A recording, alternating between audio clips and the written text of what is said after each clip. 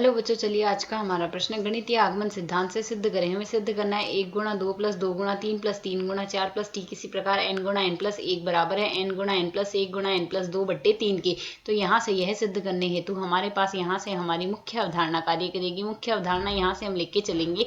यदि हमें यहाँ से यह सिद्ध करना है तो गणितीय आगमन सिद्धांत हमें यह कहता है, पहले तो हमें n बराबर 1 हेतु सिद्ध करना होगा। यदि n बराबर 1 हेतु हम सिद्ध कर देंगे तो n बराबर k हेतु यहाँ से हम मान लेंगे कि दिया गया कथन जो है वह सत्य है। इसके बाद हम यहाँ से n बराबर k की सहायता से n बराबर k प्लस 1 के लिए सिद्ध करेंगे और यदि यह सत्य हो जाता है, सिद्ध हो जाता है, तो अतः यहाँ से गणितीय आगमन सिद्धांत से दिया गया कथन हमारे पास n के सभी मानों के लिए सत्य होगा। तो यहाँ से यदि हम देखें तो n बराबर 1 के लिए यदि देखते हैं तो दिए गए कथन में बायां पक्ष LHS बराबर क्या आ जाएगा 1 गुणा 2, जो कि बराबर आ रहा है 2 के, और दायां पक्ष RHS बराबर हमारे पास क्या आएगा, n के स्थान पर 1 रख रहे हैं तो 1 गुणा 1 प्लस 1 2 हो जाएगा और 1 प्लस 2 3 हो जाएगा। बट्टे में आ रहा है हमारे पास यहाँ से 3, 3 से 3 हम काट देंगे यहाँ पर और इसे सरल करके हम लिख देंगे 2। बायां पक्ष बराबर आ गया दाएं पक्ष के, आता है यहाँ से हम लिख सकते हैं n बराबर 1 हेतु दिया गया जो कथन है वह हमारे पास यहाँ से सत्य है। n बराबर 1 हेतु सत्य है। अब यहाँ से n बराबर k हेतु हम मानेंगे दिया गया कथन सत्य है। तो यह हमने यहाँ से माना है क्या है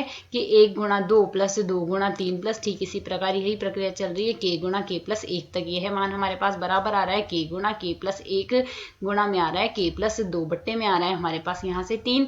तो इसे यदि अब हम यहाँ से सरल करें, यह तो हमने मान लिया कि यह सत्य है, तो अब हम यहाँ से सिद्ध करेंगे n बराबर k प्लस 1 है। तो यदि n बराबर k प्लस 1 है तो यहाँ से हम माने तो हमारे पास मान क्या आएगा 1 गुणा 2 प्लस 2 गुणा 3 प्लस ठीक इसी प्रकार यही प्रक्रिया हमारे पास चल रही है।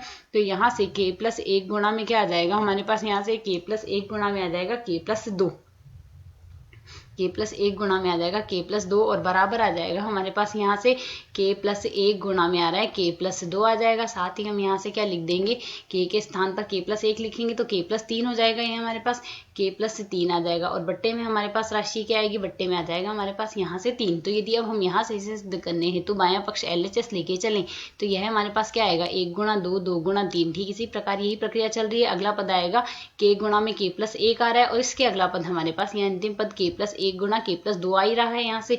तो इतने पद को तो हमने पहले से ही सिद्ध किया। इतने पद का मान हमारे पास क्या है k गुणा k प्लस 1 गुणा में k प्लस 2 और बट्टे में राशि है ही हमारे पास 1/3, तो k/3 हम लिख देते हैं। प्लस यहाँ से k प्लस 1 है हमारे पास, साथ ही k प्लस 2 है। तो यदि अब हम इसे सरल करें k प्लस 1 और k प्लस 2 उभयनिष्ठ ले लें तो k प्लस 1 और k प्लस 2 उभयनिष्ठ लेने के बाद शेष राशि हमारे पास यहाँ से क्या बच रही है, शेष राशि आ रही है k/3 आ रहा है, बाकी तो उभयनिष्ठ में आ गया। प्लस हमारे पास 1 आ जाएगा यहाँ से। इसे यदि हम सरल कर लें तो यह मान हमारे पास यहाँ से क्या आ जाएगा k प्लस 3 बन जाएगा और 1/3 आगे लिख देते हैं। k प्लस 1 आ ही गया ऐसा का ऐसा, k/2 k प्लस 2 लिख देंगे और यह बन जाएगा k प्लस 3 जो कि बराबर आ जाएगा हमारे पास यहाँ से दाएं पक्ष के, बायां पक्ष बराबर आ गया दाएं पक्ष के। अतः यहाँ से हमारा कथन सिद्ध हो गया।